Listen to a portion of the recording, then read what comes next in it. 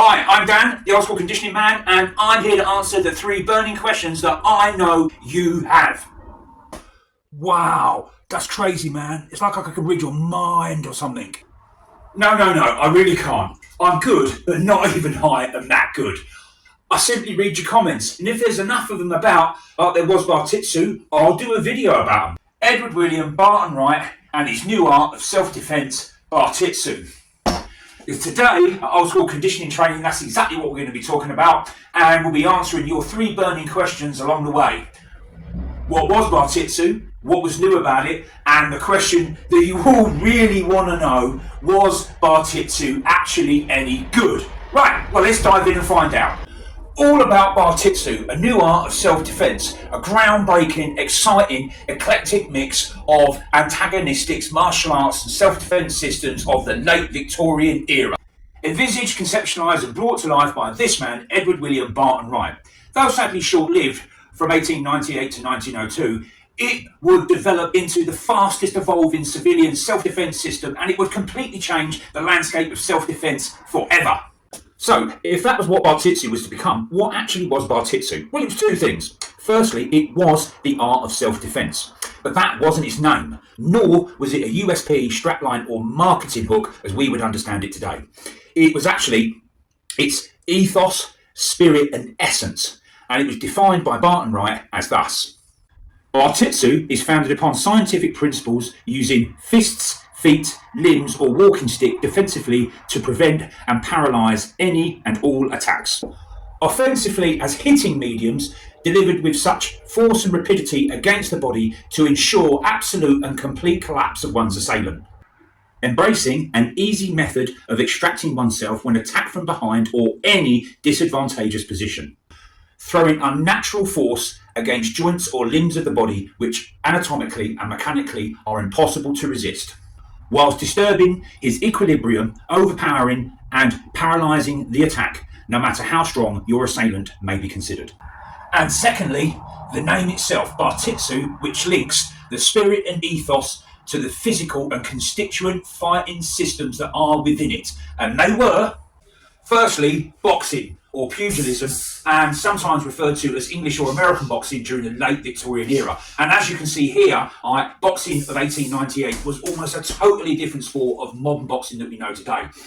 But Bartitsu wasn't a sport, and boxing within it was done bare knuckle, and it was a brutal, hard hitting affair. And without rules to constrain it, a much broader fighting system could be employed, using elbows, knees, trips, holds and even throws that in sanctioned bouts had been banned under various regulatory ruling systems. And by the 1890s, boxing had already had a long and solid pedigree as a primary means of self-defense, as it provided a tried and tested, hard-hitting striking system that would put an opponent down fast. A good boxing technique with solid blocks, evasive body movement and footwork combined great offence with aggressive defence, enabling tactical control of the fighting space at medium to short range, allowing effective offensive closure to grappling range, so techniques of Jujitsu could be used, which was the primary art around which Bartitsu was founded. And that's why, folks, boxing is the most important skill set in Bartitsu, barring Jujitsu. And it's also something that Edward William Barton-Wright was pretty much more than accomplished at himself. And if you want to start your own Victorian boxing journey and you want to check out more of our videos, have a look in the description below and see the links. The second of the 4 constituent fighting arts of Bartitsu was savate, or le boxe français as it was to become known. And by 1898, Barton-Wright had realised that Bartitsu needed a kicking system to be able to control the combat space of long to medium range of any unarmed self-defense situation. And he would need to find a style that would give him a comprehensive and well-rounded style of kicking. And that is why he chose savate or le boxe français, because it was famous for its kicks. And it was famous for its kicks because they were designed to be done in shoes or in hobnail boots.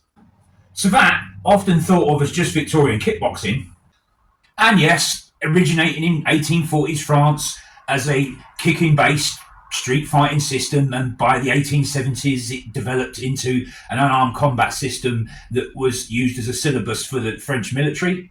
But as you can see, it was a much broader system, including grappling with trips, leg grabs and takedowns, hip, body and even head throws. Joseph Chaumont's 1899 Manual de Boxe Français also includes practical self-defense techniques using headbutts, knees, elbow strikes as bear hug or wrestling hold escapes that were common of its day. And even though by the late 1890s, Le Boxe Français or savate was in deep internal turmoil over the direction of the sport, and it was to have some pretty deep flaws in that respect, but more of that later. Savate would have been more widely studied at the Bartitsu club than just for kicks, if you pardon the pun. As why were there two instructors? You want to see more videos about savate?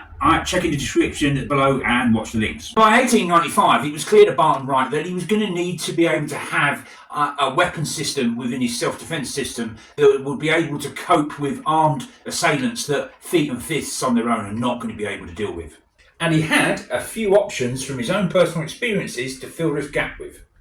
Apparently he was a master of the stiletto knife, studying under various masters, probably picking it up in Portugal while he was working there in between being accused of armed robbery. But he decided, I'll probably leave that alone because it's not that gentlemanly. Barton-Wright was also apparently a fencer of some note, studying under various masters. But unfortunately, by the 1890s, the carriage of swords around European cities had become illegal, so that put that out the window.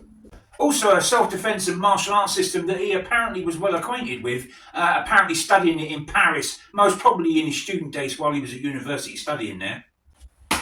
So therefore, it made perfect sense for the French stickfighting martial art of le canne to be used for the weapon system of Bartitsu. Although stickfighting in various forms already had a long-established and widespread usage throughout most countries in Western Europe, and even making its way all the way across the Atlantic and becoming well established in America.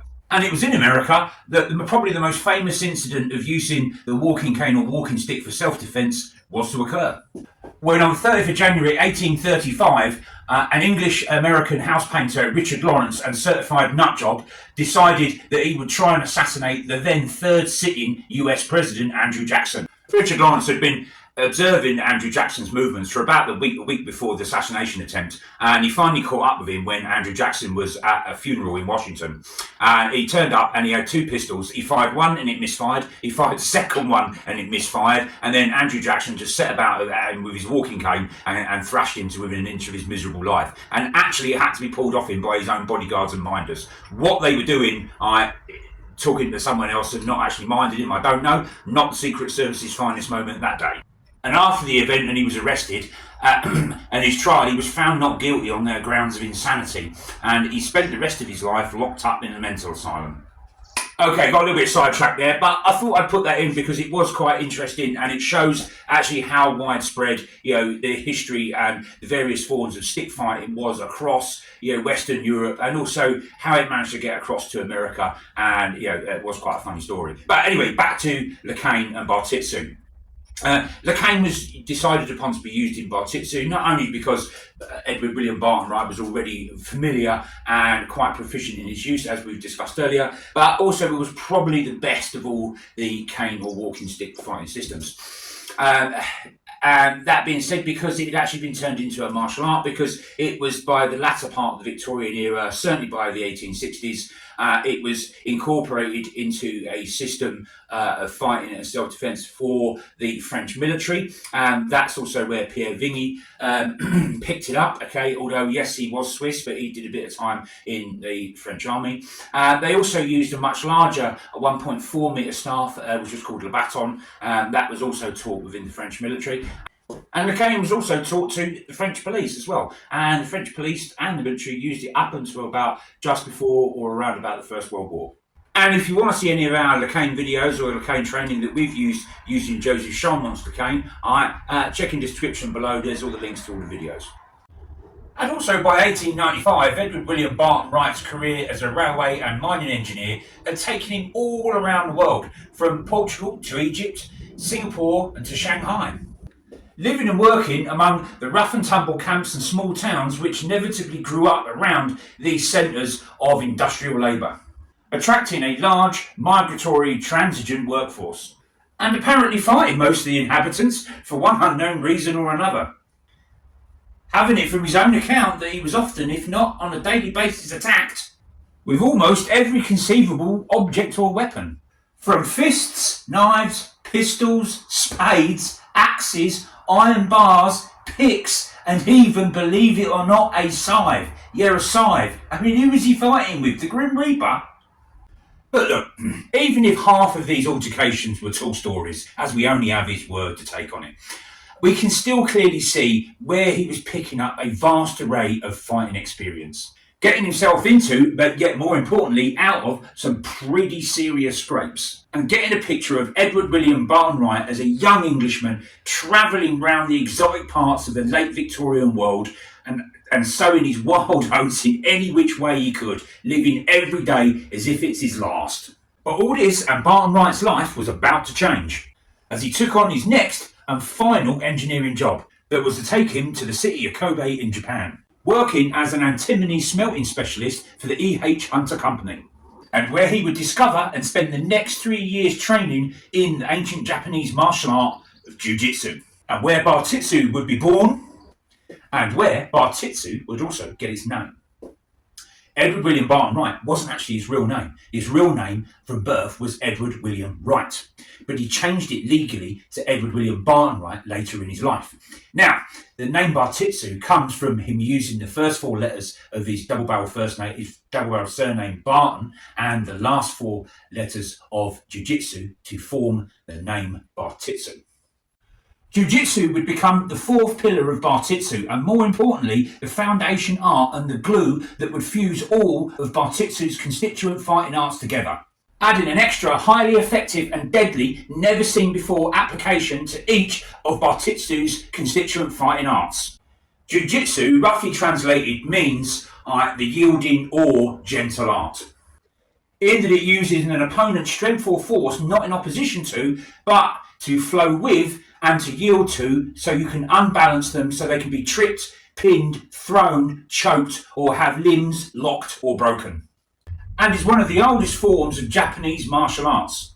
Jujitsu was to begin its life in the Nara period of Japanese history, about 710 to 794 AD, and it combined early forms of sumo and other Japanese martial arts that were used on the battlefield as close combat techniques, as a means for an unarmed or lightly armed warrior to fight a heavily armed or armoured opponent, basically to fight these guys, the samurai, or for that matter, the samurai themselves to fight a similar warrior when combat space wouldn't allow them to use the primary weapon systems such as the katana or longsword, the yari or spear, or the naginata or glaive, which is their second pole arm, which is basically, as you can see, a sword blade on a spear shaft. And being forced to use his secondary weapon systems such as the tachi or short sword, or the tanto, his dagger, or even his bare hands whilst in full armour. And effective use of these minor weapon systems necessitated the use of wrestling, grappling and striking techniques, of which Jujitsu would reign supreme.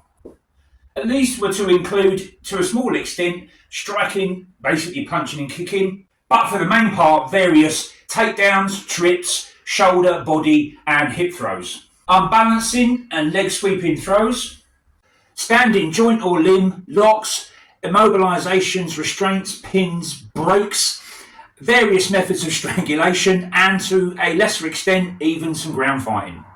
And just in case, even if all this wasn't enough, some forms of Jujitsu even had their own weapon forms. And these were to include things like the jute, the truncheon, also known as the jitta, and if it was made of steel or iron, it would be called the kabuto wari or helmet breaker.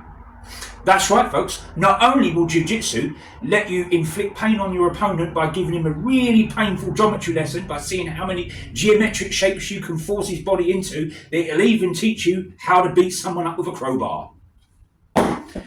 Also, iron fans. That's right, ladies and gents. Fans are not just for the ladies to get a little bit of air in a stifling environment. In medieval Japan, fans were made of iron and they were used for signalling on the battlefield and beating people about the head with. Also, the tanto or dagger. Okay, this is a machete, but the blade length is about approximate. And if all that is still not enough for you, don't you worry, son. Jujitsu's got you covered with a whole range of Kogushi Buki. No, it's not a 1970s disco band, but a complete subsystem of hidden weapons. And who ain't a big fan of that? Which includes some real treats, like Ryu Fundu Kazari, weighted chain. Every London street tusk favourite, the Bangkoku Choki, or a knuckle duster. The Hojo Waza or Hojo cord used for restraining and, of course, strangulation. What else? And it's still carried by Tokyo police today and used in conjunction with steel handcuffs. And lastly, and by no means least, and my personal favourite of them all, is the Uwara or Jujitsu pressure point fighting stick. And if we cast our minds back to a previous video we did. Oh, yeah, all right.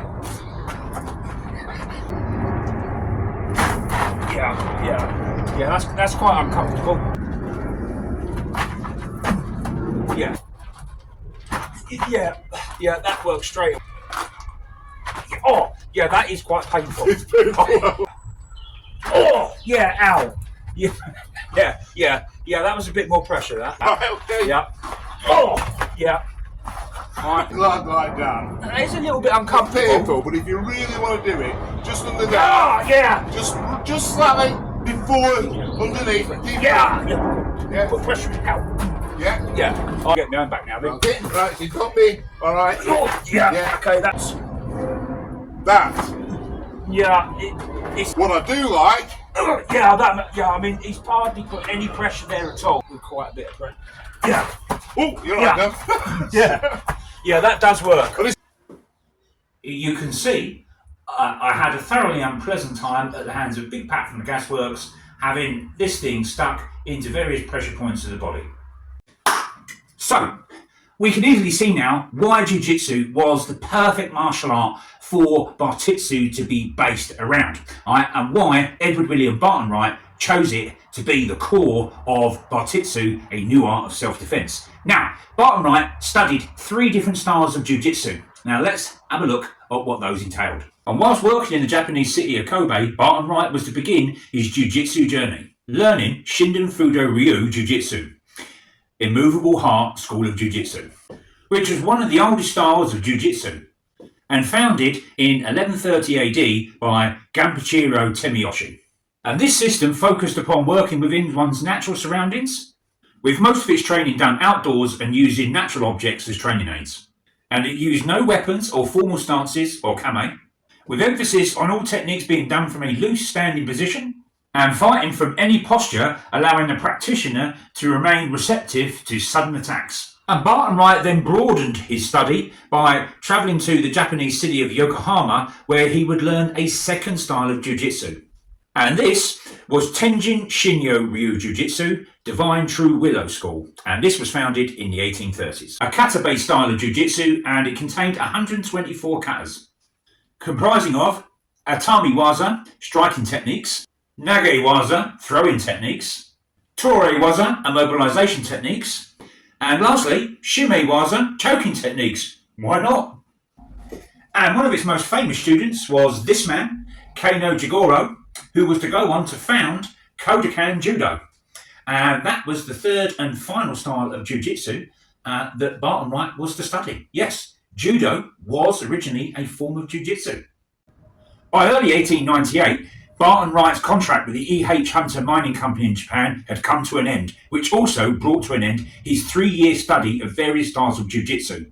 And he was to return back to England not only with 3 years of one-to-one tuition in Jiu-Jitsu and daily practice, but also a massive library of over 2,000 pictures that he'd had taken demonstrating various techniques of Jiu-Jitsu, the conception and structuralization of the 4 principal fighting arts, Jiu-Jitsu, boxing, savate, and the canne, the French stickfighting martial art, which were to form the 4 main pillars or the official canon of Edward William Barton-Wright's new art of self-defense, and also its name, Bartitsu. And the Bartitsu of early 1898 that Edward William Barton-Wright was to bring back from Japan to England was not fully formed, and it was not fully evolved. And that's the next and most exciting part of our story, where we talk about how the people involved, both principal players and those behind the scenes, and events, both good and bad, that happened in and around it, was to help shape and mould Bartitsu into becoming the groundbreaking and fastest evolving civilian self-defence system that would completely change the landscape of self-defence forever. From its first public demonstration in October of 1898, and to the opening of the Bartitsu School of Arms and Physical Culture in the basement of number 67 Piccadilly Circus Mansions, Shaftesbury Avenue, Soho in London, and how it would continue to develop and evolve until its untimely and sad closure in 1902. Okay, old school fans, I'm Dan the Old School Conditioning Man. This was Old School Conditioning Training, and that was Bartitsu, a new art of self-defense, and everything you wanted to know about it. And I hope you enjoyed it, and I hope you're looking forward to the final part 2. And see you in the video. And remember, guys, don't be no crazy fool. Hit that subscribe button and follow Dan at Old School. Thanks for watching, and I'll see you guys in the next video.